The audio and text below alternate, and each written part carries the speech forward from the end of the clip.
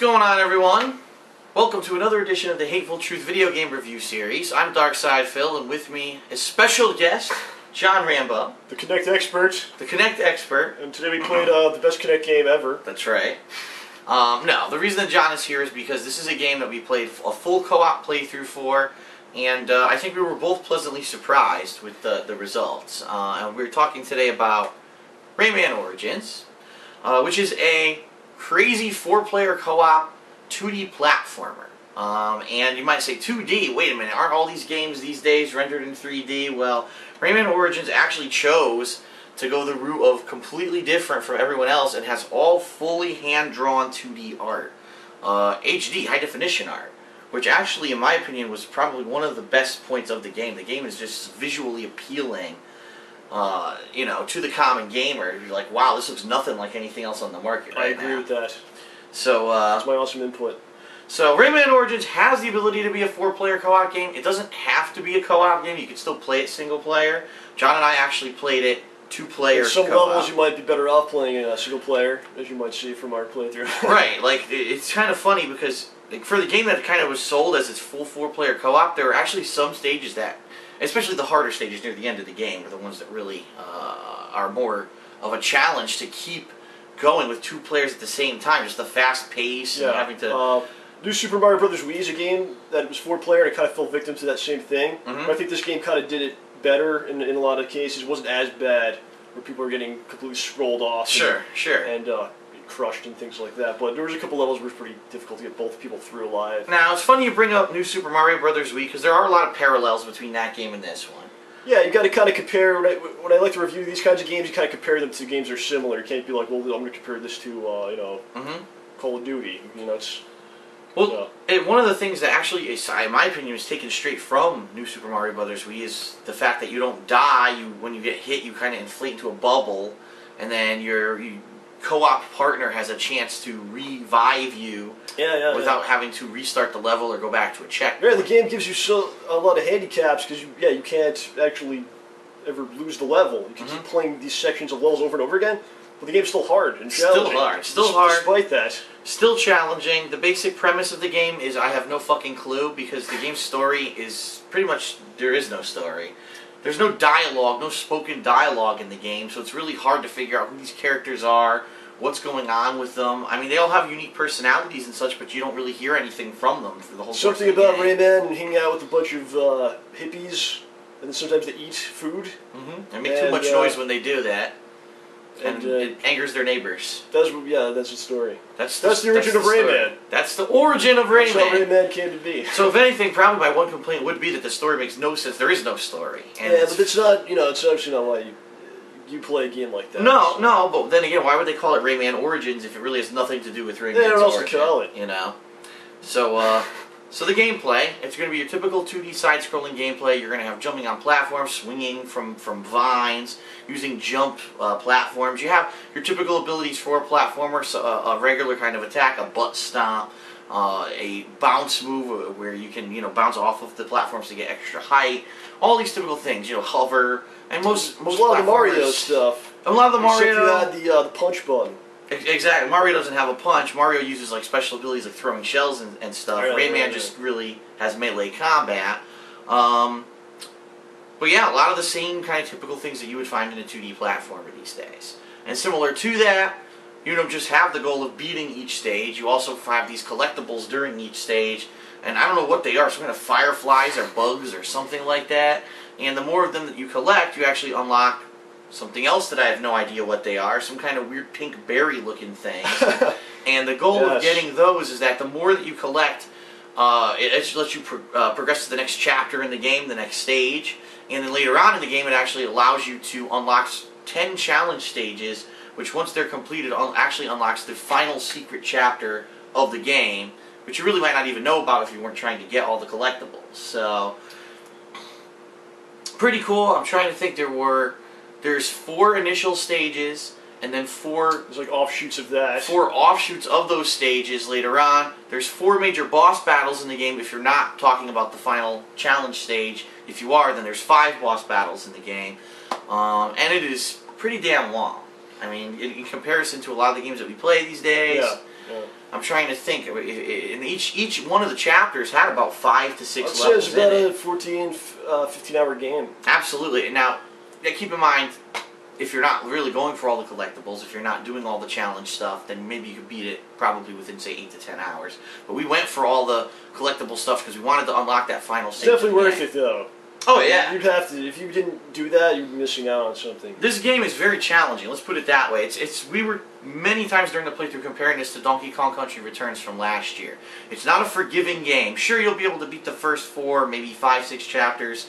But then after that, there's some stages that just get really difficult to the point where you have to buckle down, you have to concentrate, you have to memorize what's going on in the stage. Trial and error, old school 2D stuff going on. And but the thing is, once you finally beat one of these challenges, you feel rewarded. It's like, oh wow, all right, I finally learned the stage, mastered it. Yes, we did it. You know, there's never a part in the game where it feels unfair, where it feels like this is fucked up. Why is it so hard, or why doesn't the control work in this one particular instance? Once you realize what you're supposed to do, you can beat every stage. So I never felt that there was like a difficulty spike or anything like that that was out of place anywhere in the game, really. No, it was paced really well. It progressively got harder, and then it definitely culminated in the final secret level. It wasn't like a major, jump at some point. You're like, what the fuck? What I did like was the variety in the gameplay. Just like any typical 2D side-scroller platformer, you're going to have standard stages where you're just jumping from platform to platform. You're going to have underwater stages, your typical ice level, your fire level. And the graphical design, like I said, the 2D art really works so well with this kind of a game. I really felt, the graphical design was as much of a focus, I think, as the gameplay in a lot of places. And a little quirky humor, really weird things going on. You're going to have Mexican music and stuff playing, just some really quirky stuff going on. Going inside of a creature and punching his innards and his bowels, punching him from the inside, and getting rid of his irritable bowel syndrome or whatever the hell it was, gas problems. It's not easy making these games, especially like these games are really perfected so long ago. To make a new entry into that line of games and have it be really good is not an easy task, I don't think. That's true. And, there's boss fights in the game, but they're not necessarily your typical boss fights. They're all kind of different, have a different unique spin.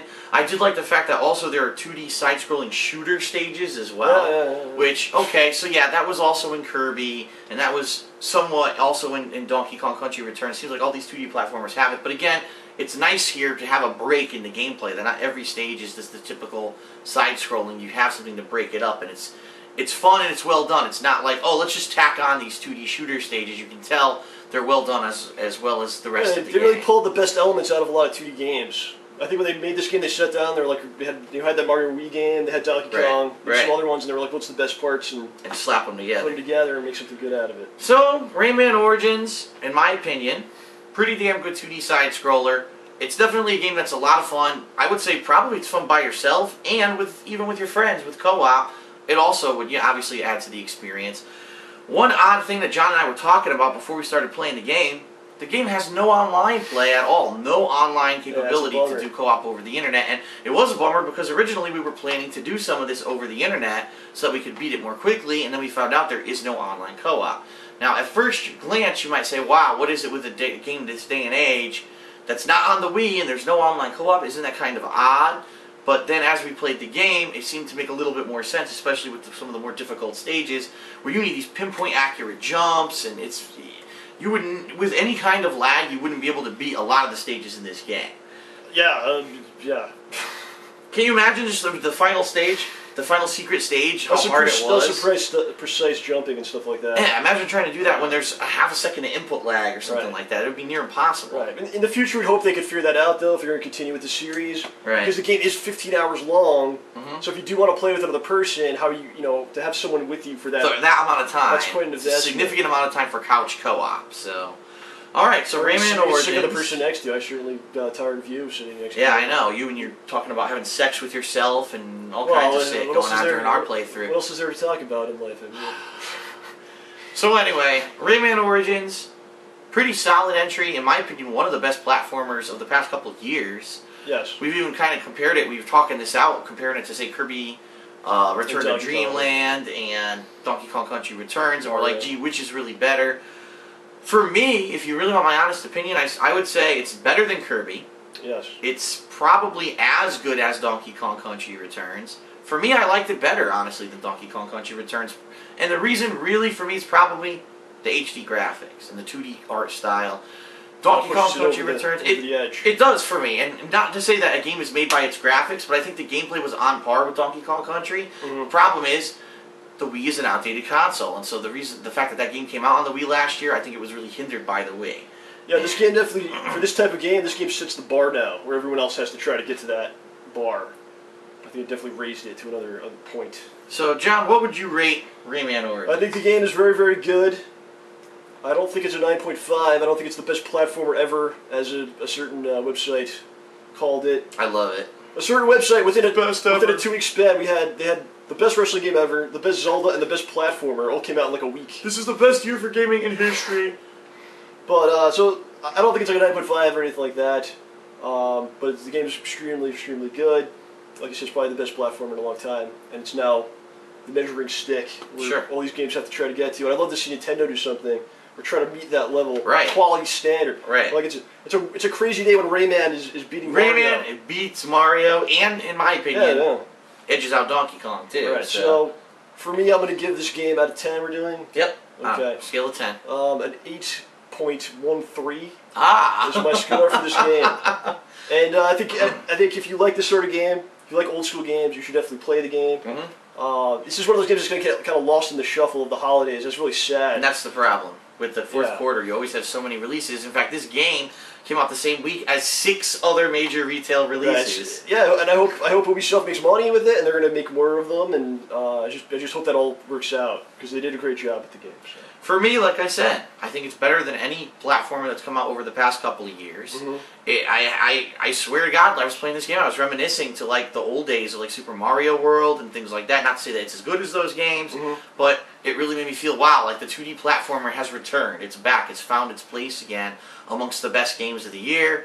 I'm going to give Rayman Origins an 8.5, which I know is extremely high on my rating scale, but it's just that good of a game. The only bummer, no online co-op, but it's also understandable at the same time. Right, it's understandable, and you're going to get a lot of gameplay, especially if you try to unlock the final challenge stage. You're going to get a lot of gameplay out of this game. It's good bang for your buck. It's really enjoyable, despite the fact that the story makes absolutely no sense. Despite the fact that Player 2 gets no achievements. Well, I deserve those achievements. And you should bring that up. Ubisoft, please send me those achievements now. For whatever reason, and this is kind of annoying with these couch co-op games, why is it this game was designed to have co-op, but the co-op players don't get any achievements? It's just kind of frustrating. Not that achievements really matter anyway, and I'm joking, obviously, to say this. Right. But it's a little incentive to do certain things. You know, and if you really go through this whole game... You deserve it. You deserve to get some points. You know, give me a little something here. I deserve something. So, I don't know why. Maybe it's because they're trying to get you to buy the game yourself. I don't know, but that's kind of silly. So... Alright, so that's it for the Hateful Truth review of Rayman Origins. Hope you enjoyed it. When we do co-op games, every once in a while we will be doing these kind of co-op style reviews, so I hope it was informative. And I'll see you next time for the Hateful Truth. Thanks. Yeah.